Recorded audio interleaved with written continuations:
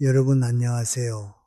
오늘 밤 우리는 나이가 든다는 것이 단순히 숫자가 늘어나는 것 이상으로 우리 삶의 지도를 어떻게 다시 그려야 하는지에 대해 깊이 있는 대화를 나눠보려고 합니다.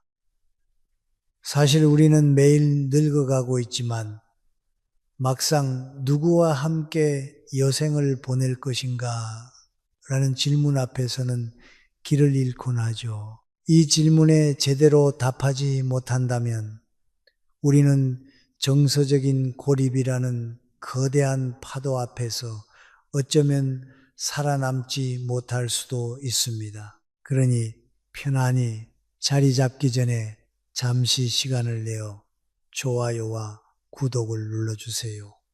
물론 제가 여기서 하는 작업이 정말 마음에 드실 때만요. 지금 이 영상을 듣고 계신 여러분은 어디에 계신가요? 여러분이 계신 곳의 풍경과 현지 시간을 댓글로 남겨주시면 저에게 큰 힘이 됩니다. 자, 이제 불을 끄고 잔잔한 백색 소음을 위해 선풍기를 켜셔도 좋습니다. 오늘 밤의 여정을 함께 시작해 볼까요? 사랑의 창 프로그램과 제 채널을 아껴주시는 여러분께 깊은 감사의 인사를 올립니다. 삶의 구비구비마다 제가 전하는 서툰 이야기들에 귀 기울여 주시는 그 마음들이 모여 오늘을 만듭니다. 요즘 제 핸드폰은 쉴 새 없이 울립니다. 문자부터 잘로, 페이스북 메신저까지 많은 분들이 저에게 삶의 무게가 담긴 질문들을 던지시죠. 그중 유독 제 마음을 오래 붙잡고 있는 질문이 하나 있습니다. 아주 짧고 간결하지만 그 무게는 결코 가볍지 않은 질문입니다. 바로 나이 들어서는 누구와 함께 사는 것이 가장 좋을까 하는 의문입니다. 이 질문을 받으면 저는 잠시 숨을 고르게 됩니다. 사실 이 주제는 하루 꼬박 밤을 새워 이야기해도 모자랄 만큼 방대하거든요. 왜 그럴까요? 그건 우리네 삶이 저마다 다른 빛깔을 띠고 있기 때문입니다. 혼자 남겨진 적막함을 즐겨야 할지 아니면 자녀의 품으로 들어가 북적이는 소음을 견뎌야 할지 그것도 아니라면 전문적인 돌봄을 받을 수 있는 곳을 찾아야 할지 이 모든 선택지에 정답은 없습니다. 옛 성현들은 사람마다 사정이 다르다라고 말씀하셨죠. 이 투박한 한 문장은 수천 년의 세월을 지나 현대의 복잡한 사회 속에서도 여전히 변치 않는 진리로 남아 있습니다. 우리는 젊은 날 땀 흘려 자식을 키우며 은연중에 한 가지 보상 심리를 품습니다. 내가 약해졌을 때 기댈 수 있는 든든한 어깨, 손주들의 웃음소리가 가득한 한 지붕 아래의 삶을 꿈꾸죠. 하지만 인생은 우리에게 냉혹한 교훈을 줍니다. 항상 우리가 바라는 대로, 우리가 설계한 대로 흘러가지는 않는다는 것을요. 많은 분이 이 지점에서 실망하고 상처를 받습니다. 자식에 대한 배신감에 밤잠을 설치기도 하고 자신의 잘못된 선택을 자책하며 깊은 웅덩이에 빠지기도 합니다. 그래서 오늘은 이 무거운 질문에 대해 상황별로 차근차근 짚어보고자 합니다. 먼저 시골에 계신 어르신들의 이야기를 해볼까요? 시골에서 평생을 살아오신 분들은 대개 전통이라는 견고한 틀 안에서 삶을 조립해 오셨습니다. 내 손때가 묻은 집이 있고 장성한 자식들이 있죠. 누구는 시집가고 누구는 장가가서 제 살 길을 찾아 떠났을 겁니다. 예전에는 장남이 부모를 모시는 것이 천륜처럼 여겨졌지만 지금은 어떤가요? 장남이 군인이 되어 저 멀리 전방에서 나라를 지키고 그곳에서 뿌리를 내렸다면 부모를 모시기 위해 그 모든 삶을 버리고 돌아오라고 강요할 수 있을까요? 혹은 막내가 부모 곁을 지키다가도 자신의 가정을 꾸리고 경제적 자립을 위해 도시로 나가는 것을 누가 비난할 수 있겠습니까? 저는 시골의 어르신들께 감히 이렇게 말씀드리고 싶습니다. 집은 당신의 성역이니 당신이 지키되 자녀들은 그들의 형편과 시대의 흐름에 따라 흐르게 두시라고요. 자녀가 곁에 있으면 있는 대로 멀리 있으면 또 그 나름의 안부를 챙기며 사는 것이 정신건강에 이롭습니다. 자식은 하늘이 잠시 맡겨준 선물이지 우리의 노후를 보장해주는 연금 복권이 아니니까요. 사실 자식이 노후 대책이라고 믿는 건 마치 낡은 재킷 주머니에서 당첨된 줄도 모르는 로또 번호를 찾는 것만큼이나 희박한 확률의 도박을 거는 일일지도 모릅니다. 만약 자녀 중 누군가와 함께 살게 된다면 거기에도 기술이 필요합니다. 정말 기력이 다해 자식의 손길 없이는 한 끼 식사도 힘든 상황이라면 어느 정도의 간섭은 감내해야겠지요. 하지만 아직 내 발로 걷고 내 손으로 국을 끓일 힘이 있다면 따로 또 가치의 원칙을 세워야 합니다. 세대 간 주거 독립성과 심리적 안정감의 상관관계라는 학술적인 표현을 빌리지 않더라도 우리는 경험적으로 알고 있습니다. 밥상은 따로 차리되 마음의 문은 열어두는 것이 평화를 유지하는 비결이라는 것을요. 명절이나 제사 같은 특별한 날에만 온 가족이 모여 정을 나누고 평소에는 각자의 생활 리듬을 존중해 주는 것이 서로를 덜 지치게 합니다. 요즘 아이들은 밤늦게까지 스마트폰을 보고 늦잠을 자는 게 일상이지만 어르신들은 새벽 공기를 가르며 일어나는 게 자연스럽지 않습니까? 이 리듬의 차이를 억지로 맞추려다 보면 결국 누군가는 숨이 막히기 마련입니다. 참고로 여러분은 향수병 노스탈지라는 단어가 과거에는 치명적인 의학적 질병으로 분류되었다는 사실을 알고 계신가요? 과거에 좋았던 시절 혹은 자식과 함께하던 그 따뜻한 공간에만 집착하는 것은 어쩌면 마음의 병일 수도 있습니다. 시골의 정치는 아름답지만 그 안에서 고립되지 않으려면 우리는 변화하는 시대의 공기를 호흡해야 합니다. 며느리와 함께 사는 걸 두려워하는 건 마치 살얼음판 위를 걷는 것과 비슷합니다. 얼음 밑의 풍경은 아름다워 보일지 모르나 언제 금이 갈지 몰라 전전긍긍하게 되지요. 하지만 서로의 공간과 생활 방식을 존중한다면 그 얼음판은 든든한 다리가 될 수 있습니다. 식사를 따로 하는 것이 정이 없다고 서운해하지 마세요. 그것은 결별이 아니라 평화를 위한 전략적 제휴입니다. 각자의 취향대로 먹고 각자의 속도대로 걷는 것이 진정한 배려니까요. 우리가 자식을 키울 때 쏟았던 그 열정의 절반만이라도 우리의 독립적인 삶을 구축하는 데 쓴다면 노년의 풍경은 훨씬 더 다채로워질 것입니다. 누구와 살 것인가라는 질문의 핵심은 결국 내가 어떤 마음으로 나를 지탱할 것인가로 귀결됩니다. 자식이라는 지팡이가 부러졌을 때 넘어지지 않으려면 우리 스스로의 다리에 근력을 키워야 하는 법이죠. 오늘 밤 여러분은 어떤 풍경 속에서 잠을 청하고 계신가요? 시골의 풀벌레 소리든 도시의 차가운 소음이든 그 중심에서 여러분 자신이 가장 평온하기를 바랍니다.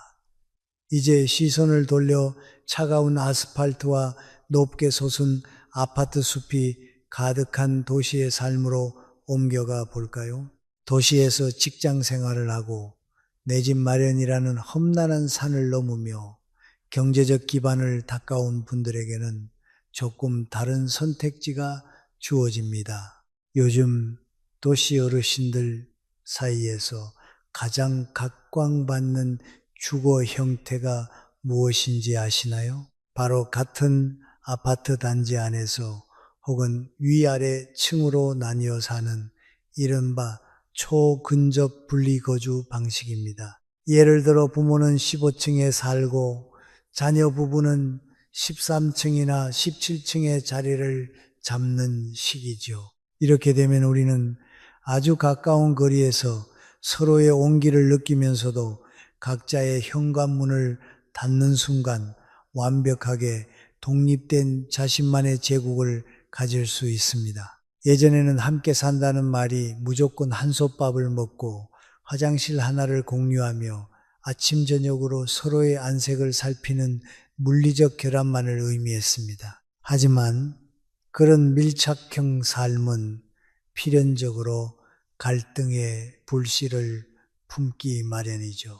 며느리의 늦잠이 눈에 거슬리고 시어머니의 잔소리가 귓가를 맴도는 상황에서 평화가 깃들기는 참 어렵습니다. 사실 명절 때 잠깐 보는 자식도 사흘이 지나면 슬슬 짐처럼 느껴지기 시작하는데 매일 얼굴을 맞대고 산다는 건 거의 수행에 가까운 일일지도 모릅니다. 그래서 요즘 도시인들이 선택한 적당한 거리두기는 단순한 개인주의가 아니라 관계의 유통기한을 영원히 늘리기 위한 고도의 전략적 선택이라고 볼 수 있습니다. 이웃 사촌이 먼 친척보다 낫다는 옛말이 있는데 이제는 따로 사는 자식이 한 집 사는 원수보다 낫다는 말로 고쳐 써야 할지도 모르겠네요.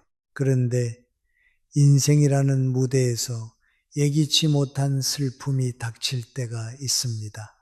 평생을 함께 해온 배우자가 먼저 세상을 떠나고 텅 빈 집에 혼자 남겨지는 순간이죠. 자녀들은 저 멀리 타지에서 각자의 삶을 꾸리느라 바쁘고 남겨진 한 사람의 마음에는 구멍이 뚫린 듯 찬 바람이 들이칩니다. 이럴 때 많은 분이 성급하게 집을 정리하고 자녀의 곁으로 가려고 서두릅니다. 하지만 저는 말씀드리고 싶습니다. 건강이 허락하는 한 익숙한 공간을 등지는 결정은 가장 마지막에 하셔도 늦지 않다고요. 정 외로움을 견디기 힘들다면 자녀에게 조심스럽게 속내를 비춰보는 지혜가 필요합니다. 아버지가 가시고 나니 이 집이 너무 넓구나. 혹시 너희 사는 곳 근처로 내가 옮겨갈 자리가 있을까 하고 말이죠. 이것은 강요가 아니라 소통입니다. 자식에게 짐이 되기 싫어 입을 닫는 것만이 능사는 아닙니다. 여기서 우리가 주목해야 할 또 하나의 흐름이 있습니다. 바로 요양시설에 대한 인식의 대전환입니다. 여전히 많은 어르신이 자식이 있는데 무슨 요양원이냐, 내가 자식을 어떻게 키웠는데 나를 고려장 지내려 하느냐며 서운함을 토로하시곤 합니다. 하지만 냉정하게 생각해 보면 요양원은 부모를 버리는 곳이 아니라 전문적인 돌봄 시스템 안으로 안전하게 모시는 곳입니다. 현대의 요양시설은 과거의 어둡고 침침한 이미지를 벗어던진 지 오래입니다. 24시간 간호사가 상주하고 영양사가 맞춤형 식단을 제공하며 갑작스러운 위기 상황에 즉각 대응할 수 있는 체계를 갖추고 있죠.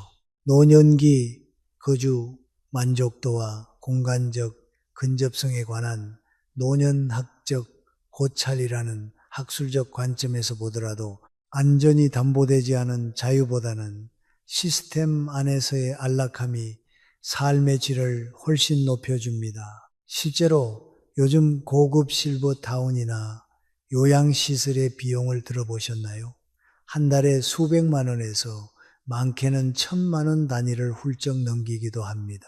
이런 곳에 부모님을 모신다는 건 자녀가 부모를 외면하는 게 아니라 오히려 자신의 모든 역량을 쏟아 부모님의 노후를 책임지려는 눈물겨운 노력의 산물일 수 있습니다. 누군가 공짜로 보내주는 게 아니잖아요. 자녀들이 땀 흘려 번 돈으로 부모님의 안락한 여생을 설계해 드리는 것, 그것 역시 현대적인 의미의 깊은 효도입니다. 자식에게 얹혀 살며 서로의 감정을 갉아먹는 것보다 쾌적한 시설에서 전문가의 케어를 받으며 주말마다 찾아오는 자녀와 웃으며 만나는 것이 훨씬 건강한 관계 아닐까요? 물론 비용이 부담스러울 수 있습니다. 그래서 우리는 젊을 때부터 미리 노후의 거처를 고민해야 합니다. 나는 나중에 어떤 방식으로 나를 돌볼 것인가? 내 자금으로 어떤 수준의 돌봄을 선택할 수 있는가를 스스로 질문해야 하죠. 자녀에게 모든 것을 의지하겠다는 생각은 위험합니다. 자녀의 삶도 한치 앞을 알 수 없는 폭풍우 속을 항해하고 있으니까요. 참고로 여러분, 푸른 지대, 블루지대라고 불리는 장수 마을 사람들의 비결이 무엇인지 아시나요? 그들은 가족과 가깝게 지내면서도 사회적인 유대감을 잃지 않는 독특한 주거 공동체를 형성하고 산다고 합니다. 물리적인 합가보다 중요한 것은 심리적인 연결고리라는 뜻이죠.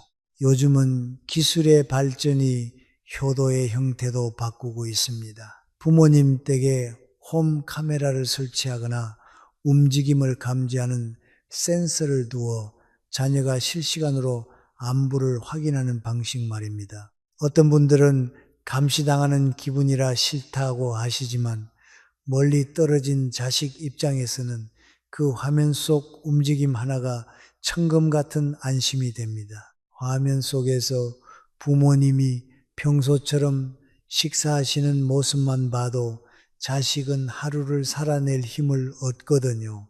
이것을 불효라고 부를 수 있을까요? 아니요. 이것은 21세기형 지극한 정성입니다. 사실 자식이라는 존재는 가끔 개기일식 같은 면이 있습니다. 가끔 찾아와서 세상을 환하게 비추는 것 같다가도 너무 오래 쳐다보고 있으면 눈이 아파지거든요. 그러니 너무 오랫동안 한자리에서 서로를 응시하며 피로감을 쌓지 마세요. 적당한 거리는 서로의 아름다움을 발견하게 해주는 렌즈와 같습니다. 나이 들어 누구와 살 것인가 라는 고민의 해답은 결국 서로를 힘들게 하지 않으면서도 필요할 때 곁에 있어 줄 수 있는 최적의 거리를 찾는 과정입니다. 그것이 아파트 위아래층이든 30분 거리의 요양시설이든 혹은 스마트폰 너머의 영상통화든 상관없습니다. 중요한 건 우리가 여전히 서로의 생존을 확인하고 사랑하고 있다는 사실 그 자체니까요. 도시의 밤은 깊어가고 건물의 불빛들은 하나둘 꺼지지만 여러분의 마음속에는 자녀와의 건강한 거리가 주는 평온함이 깃들길 바랍니다. 자, 이제 우리는 조금 더 밀접한 공간으로 들어가 보려 합니다. 앞서 말씀드린 적당한 거리 두기가 도심의 아파트 단지라는 물리적 한계 안에서 이루어지는 세련된 타협이었다면 지금 이야기할 주제는 피할 수 없이 한 지붕 아래에서 살을 맞대며 살아가야 하는 분들을 위한 일종의 생존 지침서입니다. 사실 결혼한 자녀와 함께 산다는 것은 단순히 방개수가 늘어나는 문제가 아닙니다. 그것은 서로 다른 두 우주가 충돌하며 생겨나는 거대한 중력의 싸움이죠. 여기서 우리는 공동생활의 기술이라는 아주 고차원적인 지혜를 발휘해야 합니다. 교육의 궁극적인 목표 중 하나가 함께 살기 위해 배우는 것이라는 학술적 명제가 있듯이 노년의 학과 생활은 그 자체가 하나의 거대한 철학적 수행이자 고난도의 심리적 전술이 필요하기 때문입니다. 요즘 젊은 부부들이 부모와 합가를 결정하는 가장 큰 이유가 무엇일까요?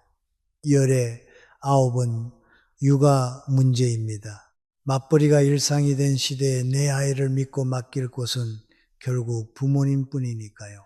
하지만 여기서 비극은 시작됩니다. 세대 간 결속도와 양육 방식의 불일치가 초래하는 심리적 엔트로피라는 거창한 학술적 문구를 굳이 꺼내지 않더라도 우리는 매일 아침 주방과 거실에서 벌어지는 소리 없는 전쟁을 목격합니다. 예컨대 며느리는 유기농 케일과 수입산 분유의 황금 비율을 따지는데 시어머니가 슬그머니 우리 땐 그냥 숭늉에 밥 말아 먹여도 다 장군처럼 컸다며 숟가락을 들이미는 순간 그 집의 평화지수는 급강하합니다. 사실 요즘 아이들은 케일칩을 간식으로 먹지만 우리 세대는 고구마에 묻은 흙 정도는 단백질 보충이라 생각하며 컸지 않습니까? 이런 가치관의 차이는 마치 윈도우 운영체제와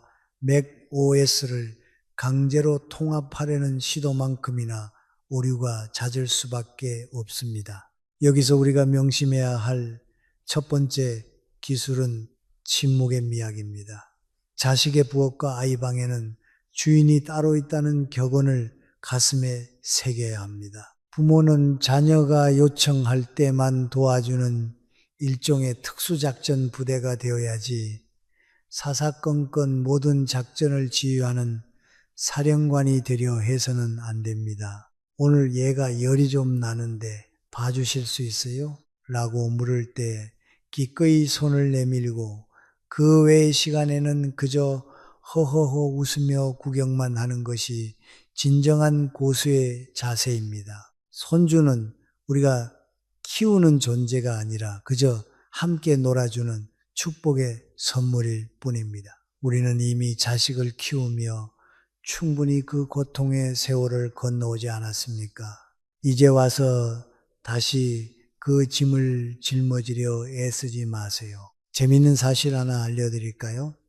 진화 생물학에는 할머니 가설 Grandmother Hypothesis이라는 것이 있습니다. 인간의 수명이 다른 영장류보다 유독 긴 이유가 할머니들이 손주를 돌봄으로써 종의 번식 성공률을 높였기 때문이라는 이론이죠. 즉 우리는 생물학적으로 손주를 돌보도록 설계된 존재일지도 모릅니다. 하지만 이 가설이 할머니는 무보수로 24시간 노동해야 한다는 의미는 절대 아닙니다. 오히려 지혜로운 할머니는 자신의 건강을 돌보며 적절한 시점에 개입할 때 가문의 번영을 이끈다는 점을 기억해야 합니다.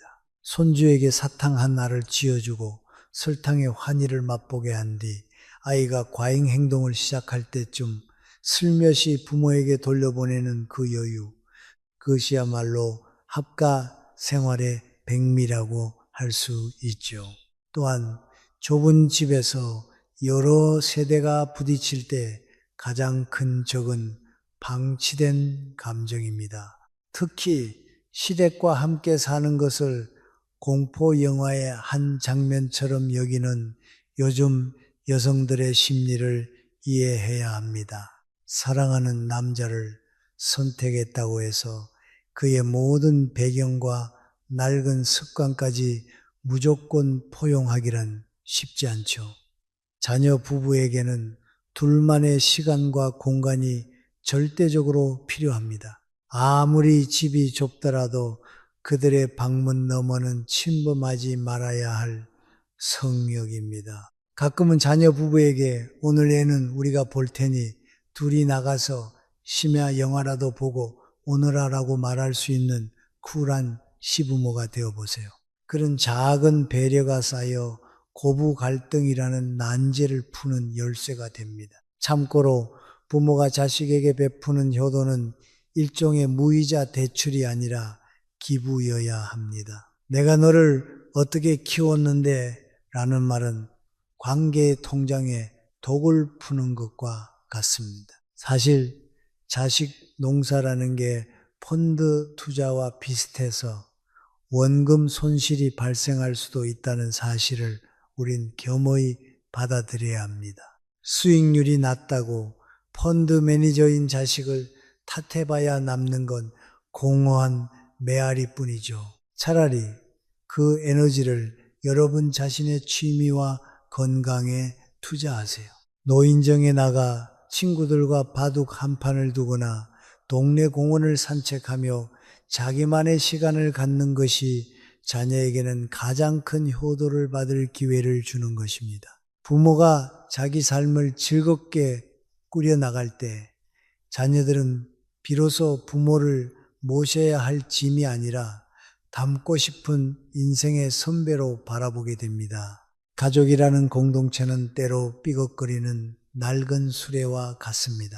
하지만 그 수레가 멈추지 않고 굴러가는 이유는 바퀴가 서로의 간격을 유지하며 축을 중심으로 돌고 있기 때문입니다. 함께 산다는 것은 그 간격을 유지하는 기술을 배우는 과정입니다. 며느리가 요리가 서툴러도 나 때는 이라는 말 대신 요즘은 배달 앱이 참 잘 나오더라 라고 맞장구 쳐주는 센스, 아들이 늦게 귀가해도 왜 이제 오냐는 타박 대신 고생했다는 짧은 한마디를 건네는 여유가 필요합니다. 결국 누구와 사느냐보다 중요한 것은 어떤 온도로 관계를 유지하느냐입니다. 한 집에 살아도 마음이 많이 바뀌면 남보다 못하고 떨어져 살아도 마음이 닿아 있으면 늘 곁에 있는 것과 같습니다. 하지만 어쩔 수 없이 살을 맞대고 살아야 한다면 부디 서로의 영혼에 작은 틈새 가불을 허락하세요. 그 틈으로 신선한 공기가 드나들어야 관계는 썩지 않고 푸르게 유지될 수 있습니다. 여러분, 오늘 밤 손주들의 제잘거림 뒤에 숨겨진 자녀들의 고단함을 읽어주시는 건 어떨까요? 그리고 여러분 자신의 고단함도 따뜻한 차 한 잔으로 달래보시길 바랍니다. 밤이 깊어질수록 가족의 소중함은 더 진하게 다가오니까요. 이제 자녀들과의 복잡한 역학관계를 잠시 뒤로 하고 우리 삶의 가장 원초적이고도 깊숙한 곳으로 들어가 볼까요? 바로 안방문 너머의 이야기입니다. 우리가 누구와 살 것인가를 고민할 때 가장 먼저 떠오르는 대상은 당연히 평생을 약속한 배우자일 겁니다. 그런데 요즘 노년 부부들 사이에서 아주 뜨거운 감자로 떠오른 화두가 하나 있지요. 바로 각방쓰기입니다. 예전 어르신들은 부부는 한 이불 덮고 자야 정이 안 떨어진다라고 입버릇처럼 말씀하셨습니다. 하지만 그 말을 곧이곧대로 믿다가는 정이 떨어지기 전에 수명부터 떨어질 판이라는 게 요즘 현대인들의 솔직한 속내입니다. 사실 부부가 나란히 누워 잠드는 모습은 영화 속에서는 참 아름답지만 현실은 좁은 침대 위에서 벌어지는 치열한 영토 전쟁에 가깝거든요. 과연 부부가 각방을 쓰는 것이 관계의 종말을 의미할까요? 저는 결코 그렇지 않다고 생각합니다. 오히려 수면 위생의 최적화와 야간 수면 단편화 방지를 통한 정서적 안정성 확보라는 학술적인 관점에서 본다면 각방은 부부관계를 지키는 최후의 보루가 될 수도 있습니다. 생각해 보세요. 옆에서 전기톱을 돌리는 듯한 남편의 코골이 혹은 밤새 이불을 돌돌 말아 김밥처럼 가져가 버리는 아내의 잠버릇을 견디며 아침을 맞이했을 때 상대방의 얼굴이 천사처럼 보일 리가 있겠습니까? 아마도 저 인간을 어떻게 하면 좋을까라는 살에 섞인 탄식이 먼저 나오겠죠. 실제로 수면 부족은 뇌의 전두엽 기능을 저하시켜 인내심을 갉아먹습니다. 사랑으로 극복하기에는 우리의 뇌세포가 너무나 연약하다는 뜻입니다. 여기서 재미있는 잡지식 하나를 소개해 드릴게요. 19세기 빅토리아 시대 영국에서는 부부가 각자 침대를 쓰는 트윈 베드 시스템이 오히려 위생적이고 현대적인 상류층의 상징이었다는 사실 알고 계셨나요? 당시 의사들은 부부가 한 침대에서 서로의 숨결을 나누는 것이 전염병 확산의 원인이 될 수 있다고 경고하며 각자의 침대를 권장했습니다. 그러니까 우리가 지금 고민하는 각방 생활은 사실 시대를 앞서간 귀족적 취향의 부활이라고 봐도 무방한 셈이죠. 어쩌면 우리 조상님들이 안채와 사랑채를 나누어 생활했던 것도 서로의 코골이로부터 자유로워지기 위한 고도의 전략적 설계가 아니었을까 하는 엉뚱한 상상을 해보기도 합니다. 사실 부부가 따로 자는 이유는 아주 현실적입니다. 첫째는 건강이죠. 나이가 들면 수면의 질이 급격히 떨어집니다. 작은 소리에도 깨고 화장실도 자주 가게 되죠. 한 사람이 일어나면 나머지 한 사람도 덩달아 깨는 연쇄 반응이 일어납니다. 수면 구조의 단편화와 부신 피질, 자극, 호르몬 분비의 상호작용이라는 어려운 말을 쓰지 않더라도 잠을 설친 다음 날의 신경질은 부부싸움의 80%를 차지하는 주범입니다. 둘째는 생활 리듬의 차이입니다.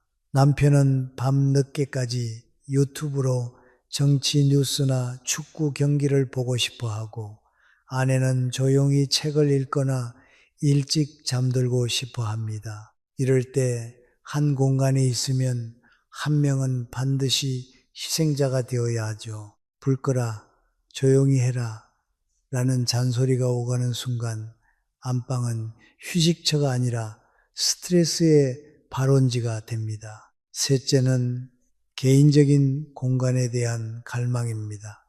나이가 들수록 인간은 자기만의 동굴을 필요로 합니다. 누구의 방해도 받지 않고 오롯이 나 자신으로 존재할 수 있는 서너 평의 공간, 그것이 주는 심리적 평온함은 무엇과도 바꿀 수 없죠. 각 방을 쓰면 비로소 그 자유를 만끽할 수 있습니다.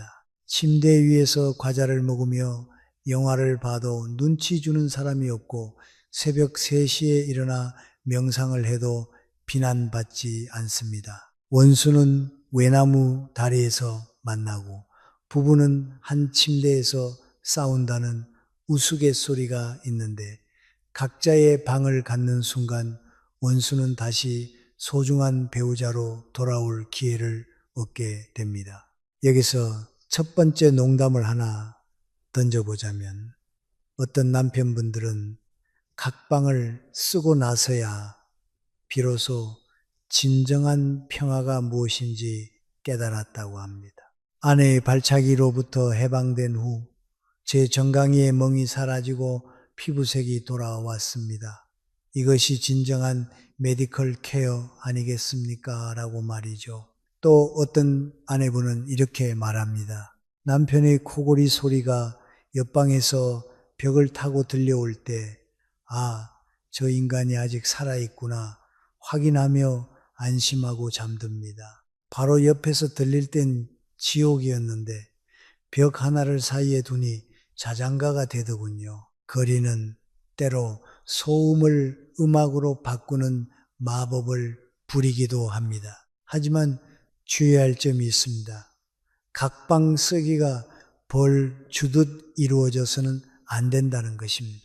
싸우고 나서 홧김에 이불 보따리를 들고 나가는 것은 단절이지 해결이 아닙니다. 반드시 서로의 건강과 행복을 위해 대화로 합의된 상태에서 시작해야 합니다. 우리가 서로도 사랑하기 위해 그리고 내일 아침 웃으며 인사하기 위해 각자의 수면권을 보장해 주자라고 세련되게 제안해 보세요. 그리고 낮 시간에는 거실이라는 공유 공간에서 충분히 소통하고 애정을 표현해야 합니다.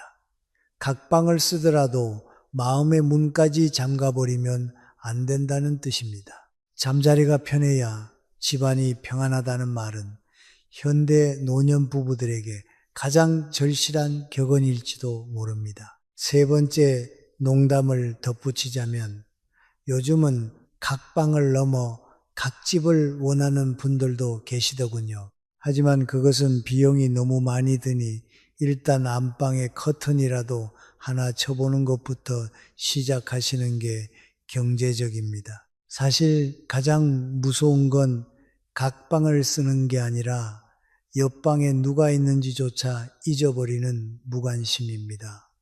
가끔은 남편의 방에 노크하고 들어가 차 한잔 마실래요? 라고 데이트 신청을 해보세요. 연애 시절의 설렘은 어쩌면 그 짧은 복도를 건너는 순간에 다시 피어날지도 모릅니다. 결국 따로 자느냐 같이 자느냐는 형식의 문제입니다. 중요한 것은 그 결정이 서로의 존엄성과 휴식을 존중하는 과정에서 나왔느냐 하는 것이죠. 우리는 평생 타인을 위해 자식을 위해 내어주기만 했던 삶을 살아왔습니다.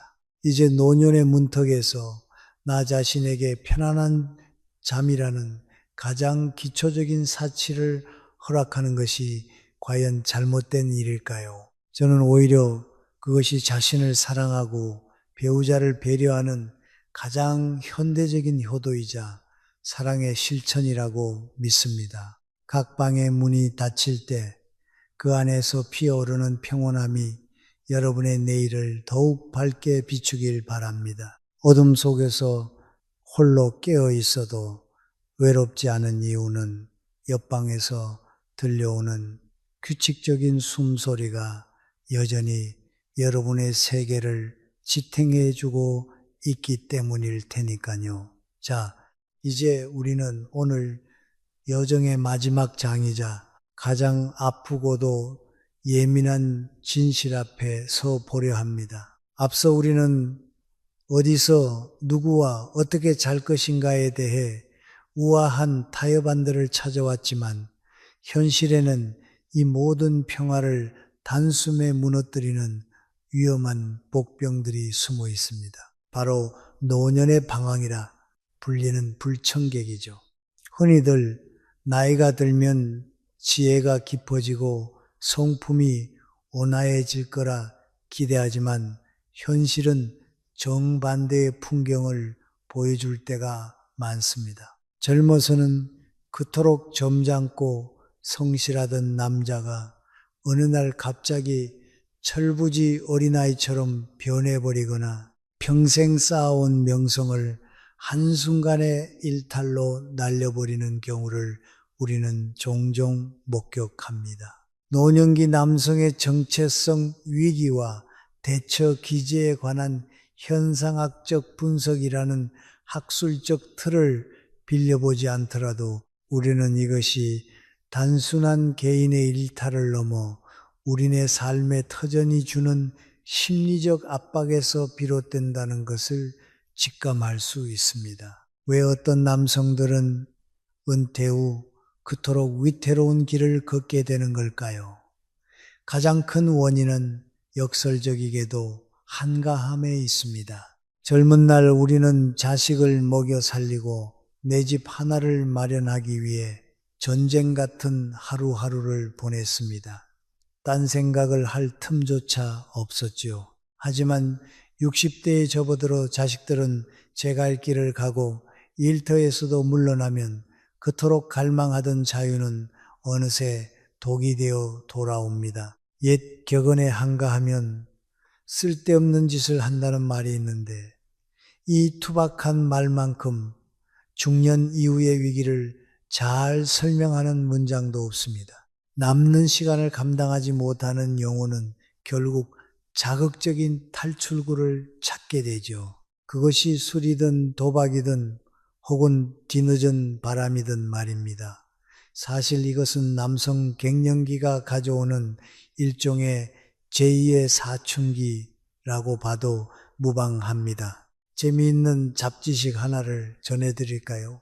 인류학자들에 따르면 고대 부족 사회에서는 남성 노인이 사냥 능력을 상실하면 부족의 지혜를 전달하는 전수자 역할을 맡겼다고 합니다. 역할이 분명할 때는 일탈이 적었죠. 하지만 현대사의 아버지는 은퇴와 동시에 뒷방 늙은이라는 보이지 않는 낙인이 찍히곤 합니다. 집에서는 아내의 눈치를 보고 밖에서는 딱히 갈 곳이 없는 이 상실감이 남성들을 허영의 돛으로 몰아넣습니다. 여기서 첫 번째 농담을 던지자면 30년 동안 비누로만 세수하던 남편이 어느 날 갑자기 올리브영에서 수입산 스킨 토너를 사고 머리에 왁스를 바르기 시작했다면 아내분들은 긴장하셔야 합니다. 나 아직 죽지 않았어 라고 외치는 그의 자아는 지금 아주 굶주린 상태거든요. 특히 외도의 함정은 예상치 못한 곳에서 찾아옵니다. 집에서는 또 그 소리냐, 손주 기저귀나 갈아라 라는 핀잔만 듣던 남편이 밖에서 우연히 만난 누군가에게 어머, 오빠는 정말 눈빛이 예전 같으시네요. 60세라고는 믿기지 않아요 라는 소리를 듣는 순간 그 얼어붙었던 심장은 마치 20대의 용광로처럼 타오르기 시작합니다.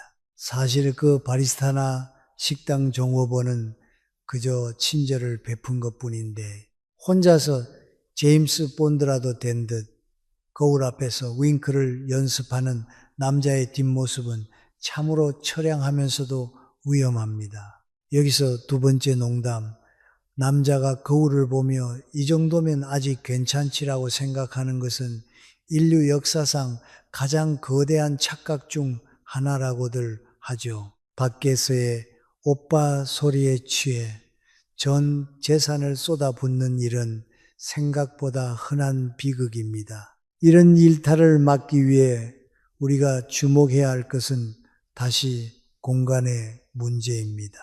제가 상담했던 아주 가슴 아픈 사례가 하나 있습니다. 18평 남짓한 낡은 아파트에서 노부부와 외아들 부부 그리고 손주까지 5 식구가 엉겨 살던 집이 있었죠. 방음은커녕 프라이버시라고는 눈을 씻고 찾아볼 수 없는 그 좁은 공간에서 시아버지는 밤마다 화장실 가는 것조차 죄스러워했습니다. 며느리가 불편해할까봐 혹은 아들 부부의 단란한 시간을 방해할까봐 숨을 죽이고 살아야 했죠. 이런 주거 빈곤이 장기화되면 남자는 집 밖으로 돌게 됩니다. 좁은 집은 사람의 마음마저 좁게 만들고 결국 그 숨막히는 현실을 잊기 위해 도박장이나 다른 유흥의 공간으로 도망치게 되는 것이죠. 좁은 집은 단순히 불편한 것이 아니라 누군가의 영혼을 파괴하는 감옥이 될 수도 있습니다. 그렇다면 우리는 어떻게 이 위기를 건너야 할까요? 답은 작은 역할을 찾는 데 있습니다. 아파트 경비든 마트 관리든 혹은 동네 자원봉사든 상관없습니다. 사람이 사람을 만나고 자신이 필요한 존재임을 확인하는 그 짧은 시간들이 우리를 일탈의 구렁텅이에서 건져 올립니다. 아내분들께도 부탁드리고 싶습니다. 남편을 그저 돈 벌어 오던 기계에서 퇴직한 짐으로 취급하지 마세요. 가끔은 당신이 있어서 든든해라는 입에 발린 말이라도 건네주십시오. 남자는 자존심이라는 링 위에서 평생을 싸우는 동물이라 그 한마디 응원만 있으면 다시 링 위로 올라가 성실한 할아버지의 길을 걷게 되거든요. 여기서 세 번째 농담, 남자는 나이 들어도 큰 애기라는 말이 있죠. 맞습니다. 칭찬 한 번이면 온 집안 청소를 다 해줄 수 있는 단순한 생명체가 바로 우리 남자들입니다. 결국 누구와 살 것인가의 마지막 퍼즐은 나 자신과 어떻게 살 것인가로 완성됩니다. 외로움이 나를 갉아먹게 두지 말고 그 고독을 친구 삼아 내면을 가꾸는 시간을 가져보세요. 좁은 방 안에서도 책을 읽고 사색을 즐길 줄 아는 노년은 결코 밖에서의 헛된 유혹에 흔들리지 않습니다. 사랑하는 여러분, 오늘 밤 여러분의 곁에 있는 남편 혹은 아버지의 뒷모습을 한 번만 따뜻하게 바라봐 주세요.